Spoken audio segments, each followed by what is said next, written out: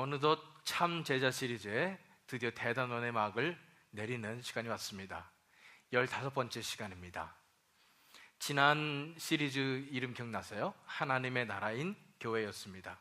결국은 하나님의 나라인 교회를 위해서 우리가 어떻게 하는 것인가? 그 하나님의 나라인 교회의 목적은 바로 하나님의 나라를 이 땅에 세우고 그 나라를 확장해 나가는 것이 바로 우리가 해야 할 일이다, 이렇게 배웠습니다. 이제 참 제자의 마지막 대단원을 내리면서 이제는 우리가 이 하나님의 나라의 복음을 땅끝까지 전파하며 우리가 증인으로서의 삶을 사는 그런 진정한 제자의 모습으로 나타나야 한다는 것이 오늘의 말씀입니다. 그런데 우리 자신을 돌아보기 원합니다.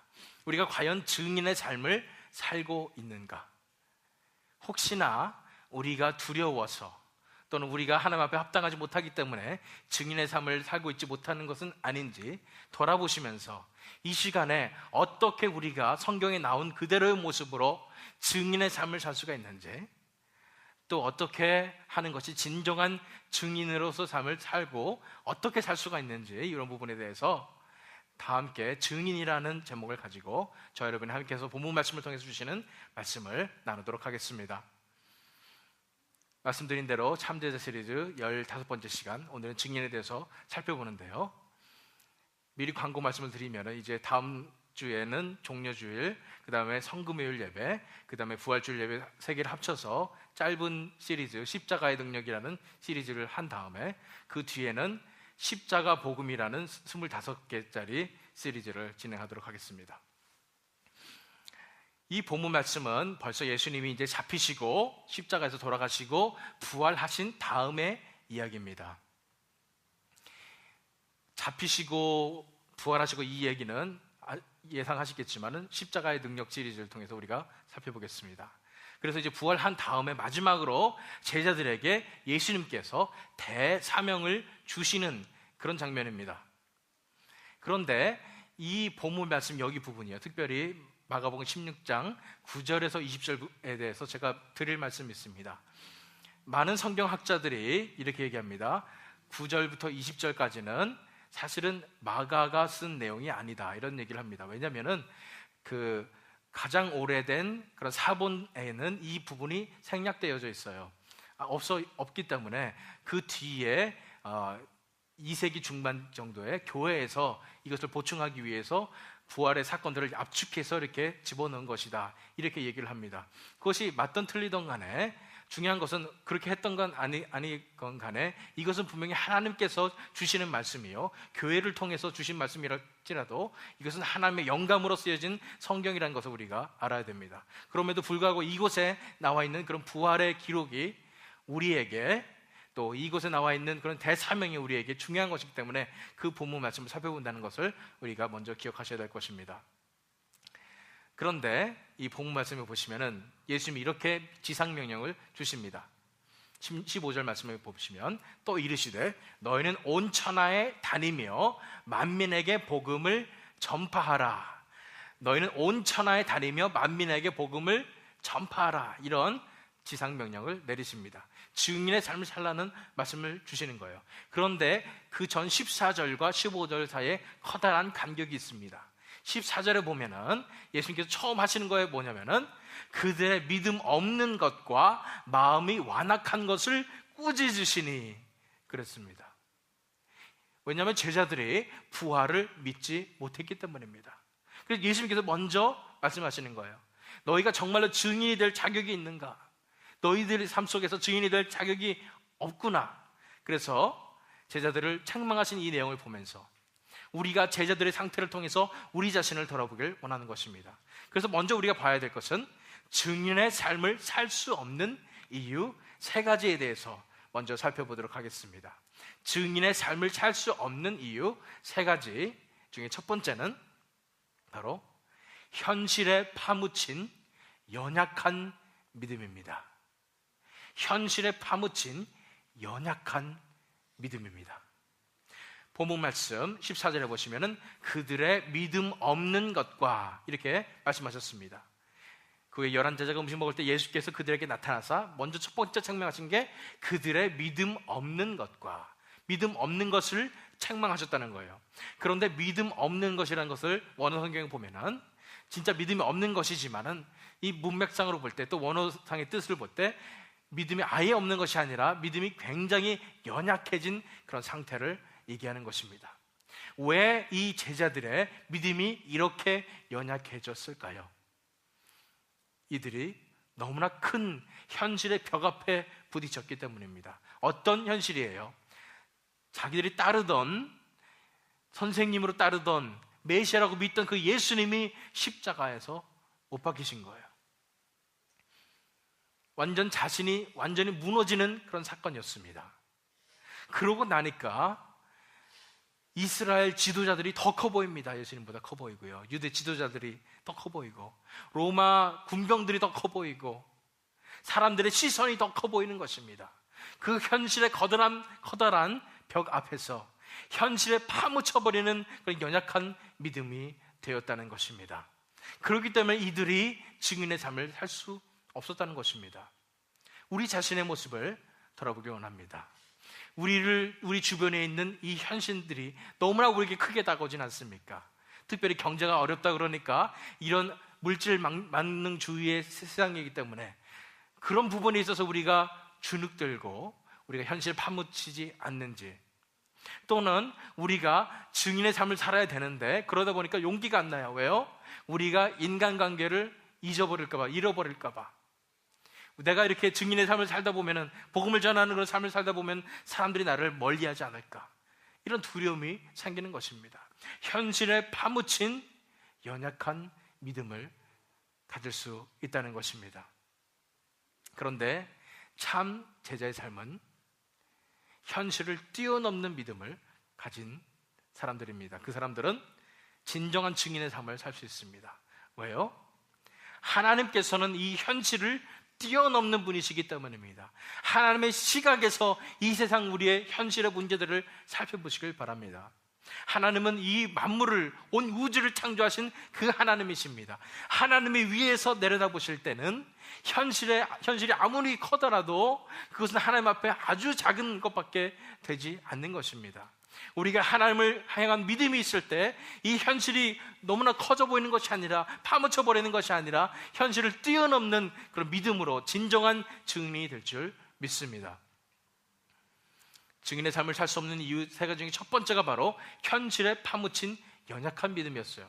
그러면 두 번째는 무엇일까요? 두 번째는 내려놓지 못하는 완악한 마음입니다. 내려놓지 못하는 완악한 마음이에요. 완악하다는 말이 무슨 뜻일까요? 옛날 그 개역 성경에는 강팍한 마음, 이렇게 얘기했습니다. 더 어렵죠? 굉장히 굳은 그런 마음이라는 것입니다. 고집이 세다는 얘기입니다. 성경 그 14절 본문 말씀 보면 마음이 완악한 것을 꾸짖으시니 그랬습니다. 마음이 완악하다는 것은 고집이 세가지고 결코 남의 말도 안 듣고 계속 꼭 자기 것을 붙잡고 있다는 얘기입니다. 흔들리지 않는단 말입니다. 세상적으로 봤을 때는 이것이 굉장히 좋은 자세일 것 같습니다. 난 소신이 있어, 이렇게 생각 들겠지만은 하나님 앞에서 봤을 때는 이것은 내려놓지 못한 것입니다. 이 제자들은 자기 생각을 버리질 못했어요. 아무리 다른 사람들이 예수님 부활하셨다 그래도 자기 생각이 있었기 때문에 믿지 않아, 난 안 믿어, 이런 상황이 되었었다는 것입니다. 결국 흔들리지 않는 그런 고집이 있었다는 것입니다. 자기 생각과 자기 자아와 자기의 삶을 다 내려놓지 못했기 때문에 이들이 증인의 삶을 살 수가 없었다는 것입니다. 우리 자신의 모습을 돌아보기 원합니다. 우리도 이렇게 고집을 피우고 있지 않는지 우리 자신을 돌아보길 원하는 것입니다. 맞습니다. 예수님 믿으면은 우리가 다 내려놓아야 됩니다, 이렇게 생각을 하지만은 아직도 내 생각 속에서 내가 내 인생을 다스려야 된다는 내 생각에 파묻혀 있고, 또 내 자아가 아직도 죽지 않았고 내 자신이 아직 죽지 않은 그런 삶으로 내가 완악한 마음으로 나가고 있지 않은지 살펴보길 원하는 것입니다. 큐티를 생명의 삶을 통해서 하시는 분들은 지금 출애굽기를 하고 있습니다. 이 완악한 마음의 대명사가 바로입니다. 바로 왕입니다. 바로 왕은 이집트의 왕이지만 하나님께서 이스라엘 백성들을 다 내보내라 이런 말씀을 하셨는데도 불구하고 완악한 마음을 가지고 10가지 재앙을 다 겪으면서까지 결코 내보내지 않았습니다. 순종하지 않았습니다. 그 바로의 모습을 보면서 제 자신의 모습을 많이 봅니다. 하나님께서 나를 다 내려놓게 하기 위해서 이것도 주시고 이런 어려움도 주시고 저런 어려움도 주시는데 불구하고 끝까지 고집피고 안 내려놓고 있다가 결국은 바로가 어떻게 됩니까? 마지막에 자기 큰아들이 죽고 난 다음에 완전히 항복하고 내보내주지 않습니까? 그런 것처럼 우리 자신들도 이렇게 고집피우다가는 정말 하나님한테 크게 얻어맞겠구나 이런 생각을 해보는 것입니다. 맞습니다. 만약 여기 모인 한 사람 한 사람 여러분들을 하나님께서 택하셨다면, 하나님께서 정말로 사랑하신다면 여러분들이 만약 내려놓지 못했을 때 하나님께서 치실 것입니다. 사랑으로 치실 거예요. 하나님께서 크게 치시기 전에, 매 맞기 전에 어떻게 돼요? 우리가 먼저 내려놓아야 되는 것입니다. 내려놓으시기 바랍니다. 진정한 제자들은 이런 완악한 마음을 가지고 있는 것이 아니라 자기 자신을 다 내려놓습니다. 만약 우리가 내려놓고 싶어도 안 되는 거 어떡합니까? 정말 저도 내려놓고 싶습니다. 그러면은 정말 지금부터라도 간절히 구하시길 바랍니다. 내려놓는 그 믿음을 갖게 해달라고 하나님 앞에 간절히 구하시길 원합니다. 내려놓으셔야 돼요. 그래야지 우리가 진정한 제자가 되고 증인의 삶을 살 수 있는 것입니다. 하나님, 저도 내려놓을 수 있는 그 믿음을 주시옵소서 하나님 앞에 간절히 구해야 할 것입니다. 왜냐하면 그러지 않고서는 우리가 진정한 제자의 삶, 증인의 삶을 살 수 없기 때문입니다. 증인의 삶을 살 수 없는 이유 세 가지 중 마지막 세 번째는 개인적이지 못한 추상적인 믿음입니다. 개인적이지 못한 추상적인 믿음이에요. 이 본문 말씀 14절 마지막 부분에 보시면은 이는 자기가 살아난 것을 본 자들의 말을 믿지 아니함일러라 그랬습니다. 이 말씀을 보면서 제가 생각이 드는 것은 이 믿지 않았던, 부활을 믿지 않았던 제자들도 그 입장이 이해가 가긴 간다 이런 생각이 들었습니다. 왜냐하면 자기 눈으로 보질 못했기 때문입니다. 경험이 없었기 때문입니다. 직접 보지 못했기 때문에 이랬을 것이다 라는 생각이 드는 것입니다. 물론 제자들에게도 잘못이 크게 있죠. 예수님이 장막하신 이유가 있죠. 왜요? 예수님이 몇 번이나 얘기하셨어요. 우리가 성경을 봤잖아요. 내가 얼마 뒤에 고난을 받아서 십자가에서 죽으리라, 그러나 3일 만에 다시 살아나리라, 이런 말씀을 몇 번이나 해주셨는데 제자들이 그것을 기억하지 못했고 받아들이지 못했다는 것, 이것이 큰 잘못입니다. 어쨌든 중요한 것은 뭐냐면 제자들 가운데 진정한 믿음이 없었어요. 이것을 그냥 예수님이 말씀하실 때 그냥 건성으로 받아들여요. 그런가 보다, 그건 일반적인 사실인가 보다. 그 자신이 직접 경험하는 것이 아니라 성경에 써 있는 거니까, 예수님이 말씀하시는 거니까 이렇게 받아들인다는 것입니다. 우리 자신을 바라보기 원합니다. 우리가 정말 개인적인 이러한 실제적인 그런 믿음을 갖고 있는지, 아니면 추상적이고 일반적인 그런 믿음을 갖고 있는지를 돌아보길 원하는 것입니다. 성경에 나오는 말씀 다 맞습니다. 나도 죄인이고요, 또 예수님이 나를 위해서 돌아가셨고요, 이것도 다 성경에 나와 있으니까 저는 믿습니다. 이러한 추상적인 믿음 말고 정말 성령님께서 내 눈과 귀를 열어주셔서 내가 세상에서 가장 큰 죄인임을 바라보느냐, 그러한 죄인을 위하여 예수님이 바로 그 나를 위하여 돌아가 주신 그 사랑을 내가 직접 경험했느냐, 이것이 중요하다는 것입니다. 우리가 일반적으로 그냥 성경에 나와 있으니까 나는 천국 갈 수 있어, 이런 것이 아니라 정말로 하나님 만나고 정말로 이 구원의 역사를 경험한 적이 있는가를 살펴보시기 원합니다. 우리가 그런 경험이 없다면 우리는 증인의 삶을 살 수가 없습니다. 진정한 제자가 아닙니다. 진정한 크리스찬도 아닙니다. 만약 우리가 그러지 못했다면 지금 이 시간에도 늦지 않았습니다. 우리가 다 내려놓고 하나님 앞에, 주님, 저를 구원하여 주시옵소서, 저에게 구원받을 수 있는 믿음을 주시옵소서, 저도 만나 주시옵소서, 그 십자가가 내 십자가 되게 하여 주시옵소서, 성경에 나온 그 믿음이 바로 내 믿음이 되게 하여 주시옵소서 간구해야 할 것입니다. 우리 자신을 돌아보십시오.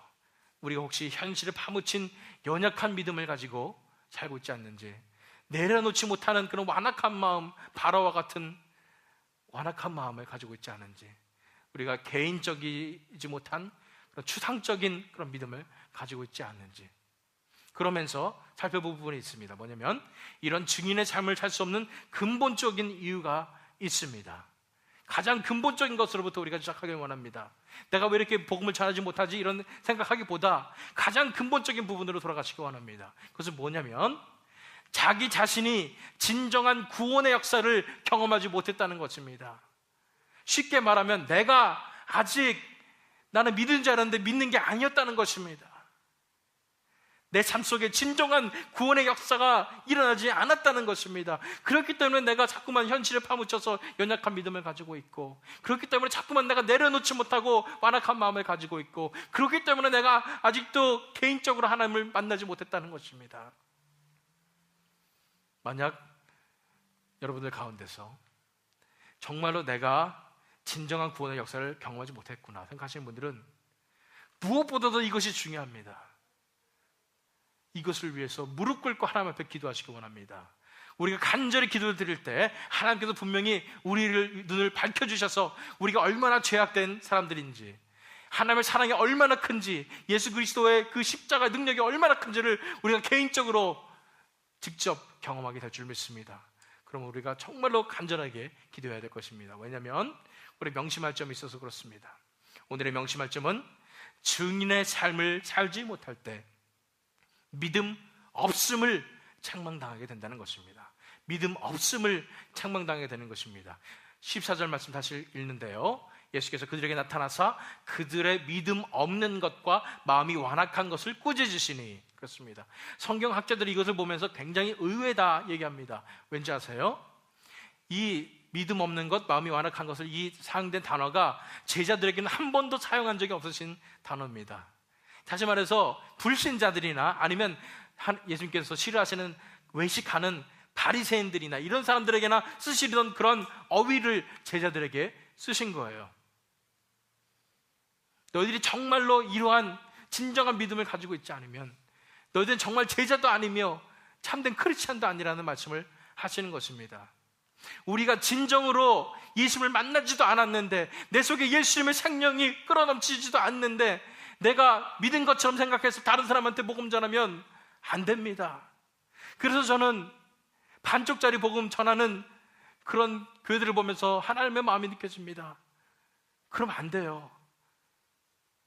우리 그 말씀 아시죠? 소경이 소경을 인도하면 둘 다 구덩이에 빠진다고요.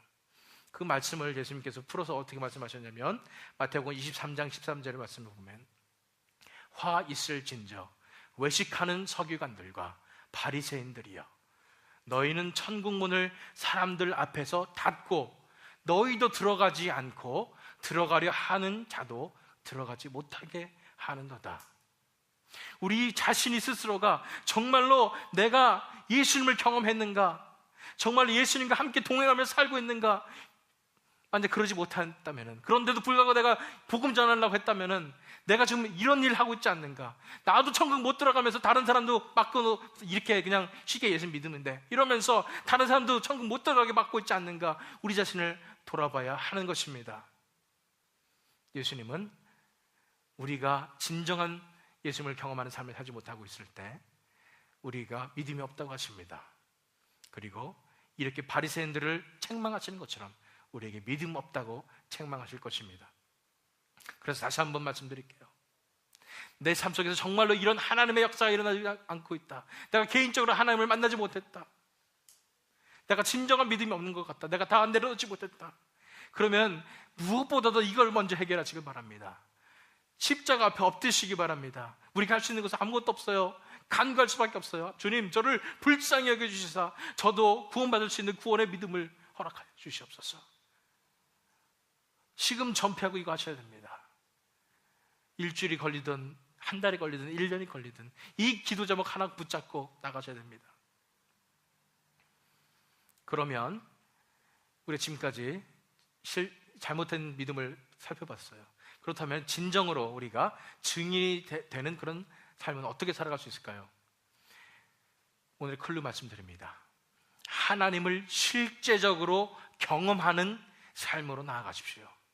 하나님을 실제적으로 경험하는 삶으로 나아가십시오. 왜냐하면 하나님을 실제적으로 경험한 사람만이 증인이 될 수 있습니다. 믿으시기 바랍니다. 하나님을 개인적으로 또 실제적으로 경험한 사람들이, 그런 사람들만이 증인이 될 수 있습니다. 이 본문 말씀에 14절 말씀 다시 볼게요. 이는 자기가 살아난 것을 본 자들의 말을 믿지 아니할미라. 이 제자들에게 포커스를 준 것이 아니라 제자들에게 말을 했단 말이에요. 사람들이 예수님 살아나셨다고요. 이 얘기를 한 그 사람들의 심리를 보길 원합니다. 왜 이런 말을 제자들에게 해줬을까요? 너무나 기뻐서 그랬죠. 도저히 이 놀라운 부활의 그런 영광을 바라본 다음에는 이것을 쉐어하지 않고는 견딜 수가 없었어요. 그래서 사람들에게, 보는 사람마다 예수님 살아나셨어요, 예수님 살아나셨어요 하고 외쳤다는 것입니다. 그 구체적인 부분이 바로 이 본문 말씀 전에 있습니다. 10절에서 13절 말씀 제가 읽을게요. 예수님이 왜 화가 나셨는지, 제자들을 책망하셨는지를 알 수가 있어요. 3번이나 말을 안 들었거든요. 마리아가 가서, 여기 막달라 마리아입니다. 예수와 함께하던 사람들이 슬퍼하며 울고 있는 중에 이 일을 알림해 그들은 예수께서 살아나셨다는 것과 마리아에게 보이셨다는 것을 듣고도 믿지 아니하니라. 막달라 마리아도 이 부활의 영광을 바라보고서는 전하지 않고는 견딜 수가 없어서 사람들에게 예수님 살아나셨습니다 전했다는 얘기예요. 그 다음에 그 후에 그들 중 2사람이 걸어서 시골로 갈 때, 엠마오의 2 제자입니다. 예수께서 다른 모양으로 그들에게 나타나시니 2사람이 가서 남은 제자들에게 알리었으되 역시 믿지 아니하니라. 이 엠마오의 2 제자도 마찬가지입니다. 이 부활의 영광을 바라보고서는 견딜 수가 없어요. 예수님 살아나셨습니다 하고 전하는 것입니다. 우리가 정말로 그 영광을 바라봤다면, 그 예수님을 진정으로 우리가 만났다면 우리가 전하지 않고는 견딜 수가 없는 것입니다. 내가 왜 이렇게 복음 못 전하는 삶을 살지? 내가 왜 이렇게 증인으로서의 삶을 살지 못하지? 정답은 근본부터 잘못됐기 때문입니다. 근본부터 내가 진짜 그 영광을 바라보지 못했었기 때문입니다. 그 영광을 바라봤다면, 그 예수님을 진정으로 내가 만났다면 나는 이 예수님을 전하지 않고서는 배길 수가 없는 것입니다. 하나님을 실제적으로 경험한 사람들만이 증인이 될 수 있습니다. 그런데 우리가 조심해야 될 것은 그냥 무조건 그래서 기도하면서 개인적으로 하나님과 계시를 받는다, 이렇게 경험하면 안 됩니다. 그 위험한 일이죠. 어떻게 해요? 말씀을 통해서 하나님을 만나야 되는 것입니다. 말씀 가운데 임하신 그 하나님을 우리가 만나야지 가장 안전하게. 그래서 말씀과 하나님을 만나는 이 기도가 우리가 밸런스가 맞게 우리가 하나님을 경험할 수 있다는 것을 또 생각을 하셔야 됩니다. 어쨌든 요한복음 17장 3절 말씀이에요. 영생은 곧 유일하신 참 하나님과 그가 보내신 자 예수 그리스도를 아는 것이니이다. 예수님이 하나님 앞에 기도하는 장면 중에 하나입니다. 아는 것이래요. 영생은 곧 아는 것인데, 이 아는 것에 쓰여진 헬라어 단어를 보면은 이게 결국은 히브리어의 컨셉을 트랜슬레이트 한 것입니다. 뭐냐면은 알다는 것은 정말 그 사람을 친밀하게 알다, 그런 뜻의 아는 것입니다. 그냥 지식적으로 아는 것이 아니라 정말 내가 이 사람을 알고 있다는 것은 제가 제 아내를 알듯이 그렇게 친밀하게 알고 있다는 것입니다. 결국 영생이 뭐라고요? 하나님과 예수 그리스도를 친밀하게 개인적으로 실제적으로 아는 것입니다. 실제적으로 하나님과 예수님과의 개인적인 관계를 갖는 것이라는 것입니다. 그 관계가 개인적으로, 실제적으로, 구체적으로 밀접한 친밀한 관계가 있지 않으면 나는 아직 증인이 될 준비가 안 됐다는 것입니다. 그래서 우리가 첫 번째 생각해야 될 것은 하나님을 실제적으로 경험하는 삶으로 나아가야 되는 것입니다. 왜냐하면 진짜 하나님을 만난 사람들만이 진정으로 증인이 될 수 있고, 그 불타오르는 마음으로 도저히 전하지 않고는 견딜 수 없는 심정으로 증인의 삶을 살 것이기 때문입니다. 이것을 오늘의 클루의 말씀으로 삼고 오늘의 질문을 보겠습니다. 그렇다면 어떻게 진정한 증인의 삶을 살 수 있을까요? 어떻게 그러면 진정한 증인의 삶을 살 수 있을까요? 이것에 대한 해답을 증인의 삶으로 나아가는 3가지 단계라는 것으로 함께 살펴보겠습니다. 증인의 삶으로 나아가는 3가지 단계입니다. 그 첫 번째 단계가 매일매일 구원을 경험하는 삶을 살아가십시오. 매일매일 구원을 경험하는 삶을 살아가십시오. 본문 말씀 14절에 보면은 예수님께서 그들의 믿음이 없는 것과 마음이 완악한 것을 꾸짖으시니 그랬습니다. 왜 꾸짖었냐면은 이 사람들이 부활에 대한 믿음이 없었기 때문에 꾸짖으셨어요. 그런데 이 제자들이 예수님과 함께 있었던 적이 있었나요? 동행했던 적이 있었나요? 있었습니다. 예수님과 3년 동안이나 동행했습니다. 그때는 정말 예수님하고 모든 것을 다 함께 경험했었습니다. 그런데 문제가 뭐였습니까? 지난 시간에 살펴본 것처럼 이 사람들이 예수님이 떠나고 나니까 제자들이 자기가 믿음이 있는 줄 알았는데 나는 아무것도 아니구나 하면서 실족을 한 상황입니다. 이 상황을 보면서 우리가 기억해야 될 것은 그것입니다. 내가 과거에 어땠든지 지금 현재 이 순간에 내가 하나님과 함께 있지 않으면, 이 순간에 구원을 경험하고 있지 않으면 나는 진정으로 하나님 만난 사람이 아니다. 진정으로 구원을 받은 사람이 아니다 라는 것을 우리가 먼저 알아야 될 것입니다. 과거에 우리가 얼마나 뜨거웠던지 간에, 과거에 우리가 얼마나 놀라운 체험들을 했던지 간에 지금 바로 이 순간에 매일매일의 삶 속에서 구원의 삶이 나에게 펼쳐지고 있지 않다면 나는 진정한 제자가 아니라는 것입니다. 그래서 우리가 먼저 생각해야 될 일은 매일 그 십자가 앞에 나와야 하는 것입니다.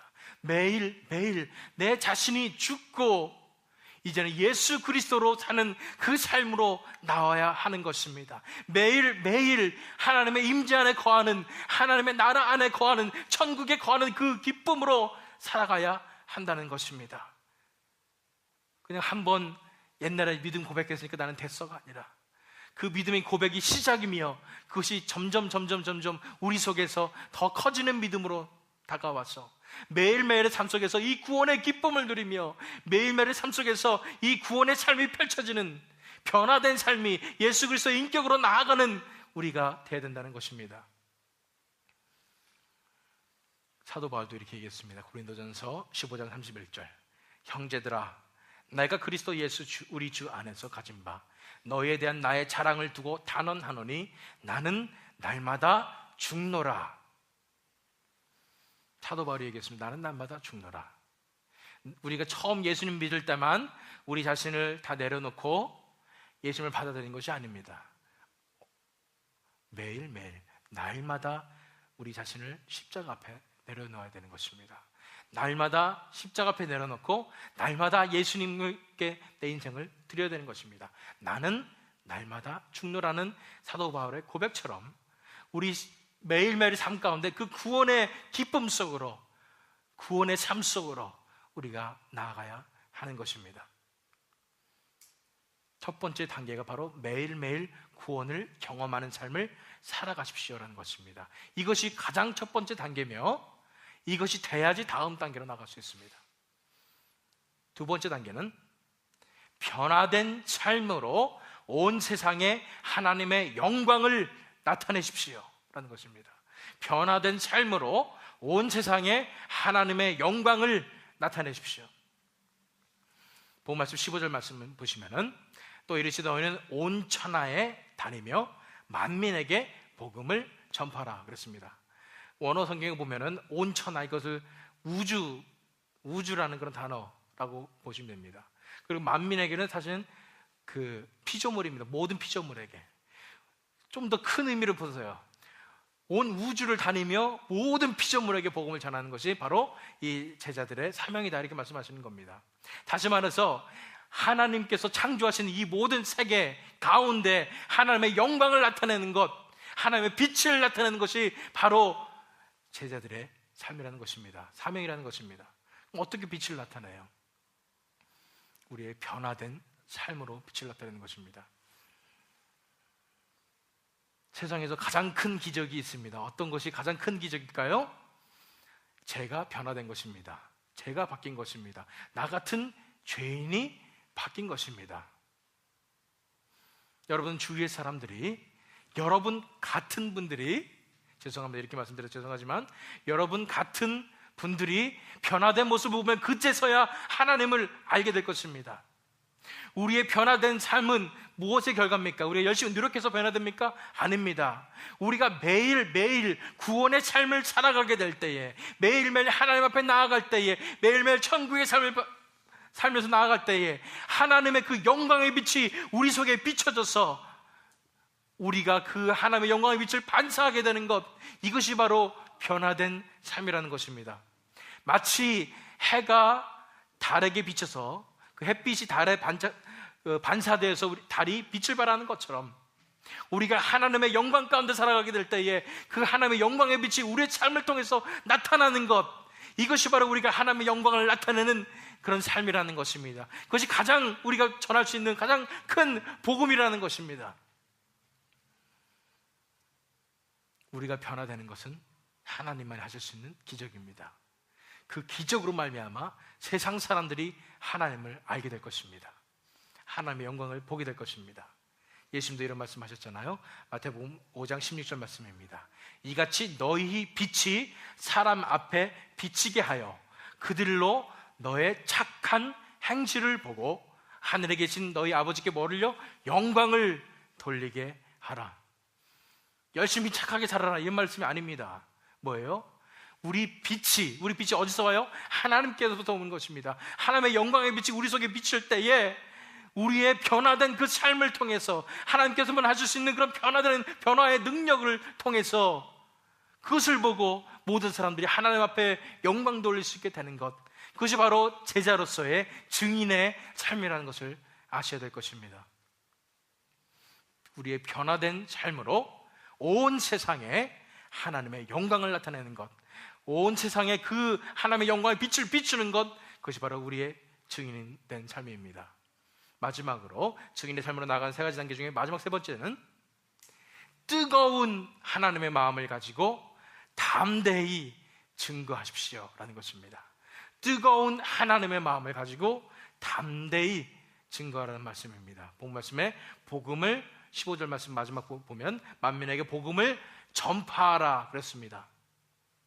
이 전파라는 말에 쓰여진 그 원어는 제가 전에 설명드린 대로 그냥 전하는 정도가 아니라 선포하라는 말씀입니다. 영어로는 proclaim 됩니다.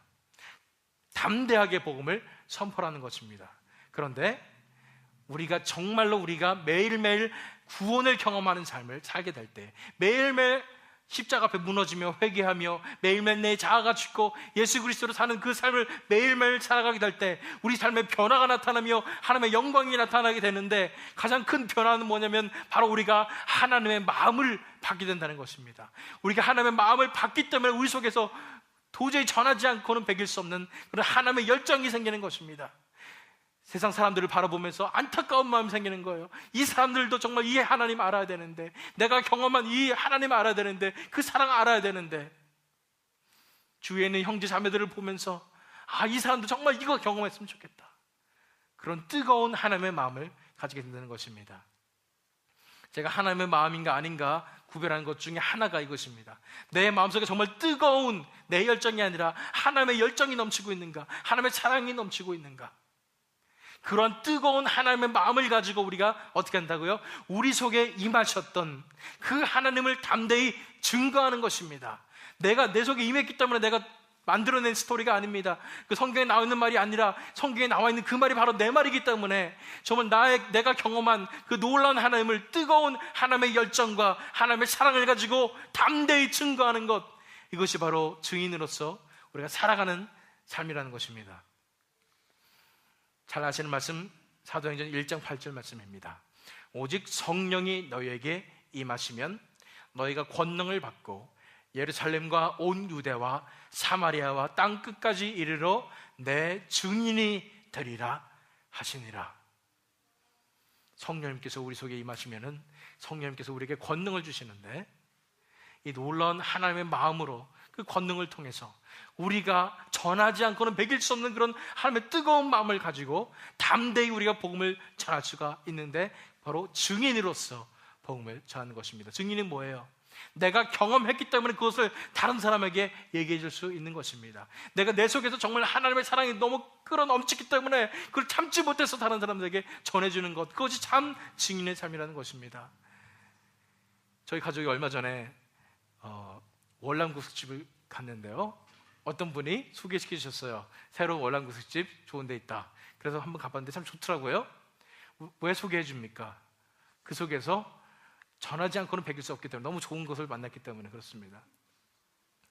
월남국수집도 그럴진데 정말 하나님을 경험했을 때, 천국의 삶을 경험했을 때 우리는 도저히 전하지 않고는 배길 수가 없을 것입니다. 특별히 하나님의 마음을 받았을 때에 그 사람들을 향하여, 영혼들을 향하여 우시는 안타까운 그 마음을 받았을 때는 우리는 도저히 전하지 않고는 배길 수 없는 그런 담대한 증인들이 될 것입니다. 그냥 우리가 설득한다고요? 아닙니다. 너무나 끌어오는 이 하나님의 마음을 어찌할 수 없어서 담대히 선포하게 되는 것입니다. 담대히 증거하게 되는 것입니다. 제가 정말 하나님의 마음을 받았을 때 도저히 어떻게 표현할 수가 없어요. 정말 이거를 정말 다른 사람한테 알려주고 싶은데 어떻게 표현할 수가 없어서 고민을 했던 기억이 납니다. 그렇기 때문에 이런 마음을 가졌을 때 우리가 우리 경험을 얘기하면서 정말 이것은 있는 것이다 이런 얘기도 하겠지만, 먼저 우리가 그래서 말씀 앞에 바로 서야 됩니다.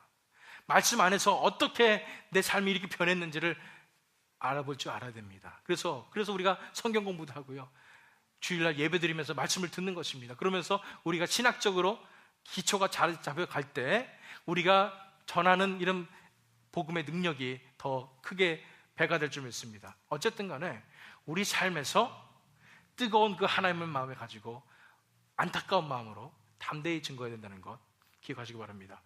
복습하겠습니다. 첫 번째, 증인의 삶으로 나가는 세 가지 단계 중에 첫 번째는 매일매일 구원을 경험하는 삶을 살아가십시오. 그것이 첫 번째입니다. 매일매일 하나님 만나는 삶을 살면, 두 번째, 변화된 삶으로 우리가 변화되게 되는데, 그것은 하나님의 영광이 우리 삶 속에서 나타나는 것이고 그것을 온 세상이 다 바라볼 수 있다는 것입니다. 온 세상에 하나님의 영광을 나타내고요, 세 번째, 마지막으로 그 뜨거운 사랑하시는 안타까운 그 하나님의 마음, 하나님의 열정을 가지고 담대히 증거하는 것, 그것이 바로 우리가 증인의 삶으로 살아가는 세 가지 단계입니다. 우리가 이렇게 진정한 증인의 삶을 살아가게 될 때 우리 앞에 어떠한 일이 벌어집니까? 바로 제자 만드는 제자의 삶으로 하나님께 영광 돌릴 것입니다. 제자 만드는 제자의 삶으로 하나님께 영광 돌릴 것입니다. 제자의 가장 최종적인 그런 목적은 바로 제자 만드는 것입니다. 그래서 사람들이 얘기하는데, 그래서 세상에서 얘기하는 제자 만든 것 같이 내가 제자가 됐으면은 내 제자를 또 만들고 이 사람이 또 그 제자를 만들고 이렇게 생각하시면 사실 안 돼요. 왜요? 위험합니다. 우리가 만드는 제자 만드는 것은 나의 제자가 만드는 것이 아니라 예수 그리스도의 제자를 만드는 것입니다. 내가 먼저 제자가 되었을 때 이 삶이 너무나 좋기 때문에 전하지 않고는 견딜 수가 없기 때문에 다른 사람에게 전해줘서 그 사람도 예수 그리스도의 제자가 되게 하는 것, 그것이 바로 우리의 소명이요, 우리가 받은 대사명입니다. 본문 말씀 16절 말씀이에요. 믿고 세례를 받는 사람은 구원을 얻을 것이요.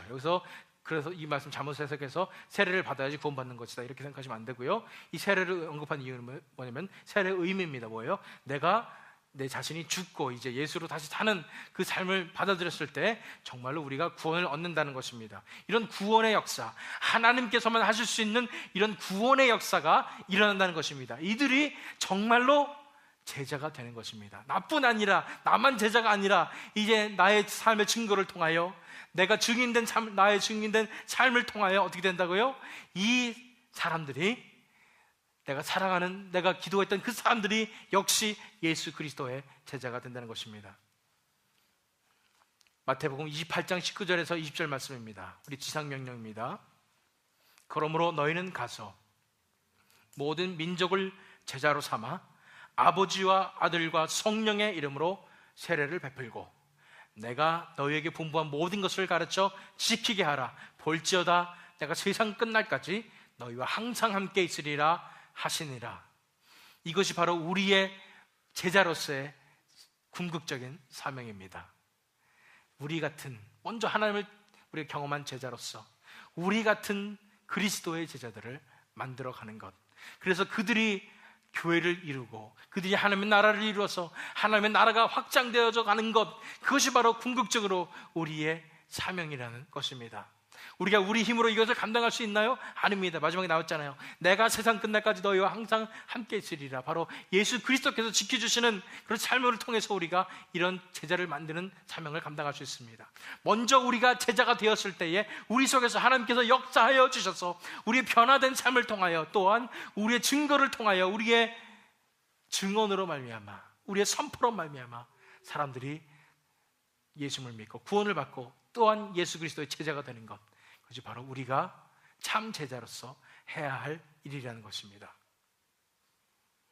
그래서 드디어 참 제자 시리즈의 대단을 내리면서 우리가 기억할 것은, 진정한 참 제자는 우리가 하나님으로 살아가는, 하나님의 나라가 우리 개개인의 삶 속에 임한 제자들이며, 이제는 나 혼자 그것을 즐기고 있는 것이 아니라 끌어오르는, 전하지 않고서는 배길 수 없는 그런 심정으로 이 놀라운 천국의 삶을 다른 사람에게 전하는 그 삶을 사는 것이 우리가 마지막으로 감당해야 될 그런 참 제자의 삶이라는 것을 우리가 배웠습니다. 이 월넛크릭 하나교회를 그 사명을 감당하라고 불러주신 줄 믿습니다. 우리 한 분 한 분이 진정한 참 제자가 되고 우리 같은 참 제자들을 우리가 만들어가는, 예수 그리스도의 제자들을 양성해가는 그런 교회로 하나님께서 불러주셨고 준비해 주시고 계시고 이제 귀히 써주실 줄 믿습니다. 그러므로 하나님을 실제적으로 경험한 사람들만이 증인이 될 수 있기 때문에 하나님을 실제적으로 경험한 삶으로 나아가되 매일매일 구원을 경험하는 삶을 하루하루 살아가며 변화된 삶으로 온 세상에 하나님의 영광의 빛을 나타내며 뜨거운 끌어오르는 하나님의 마음, 하나님의 열정, 하나님의 사랑을 가지고 담대히 증거함으로 진정한 증인의 삶을 살아감으로 제자 만드는 제자의 삶으로 하나님께 영광을 돌리시는 저와 여러분이 되시기를, 또한 이 월넛크릭 하나교회가 되기를 예수 그리스도의 이름으로 축원합니다.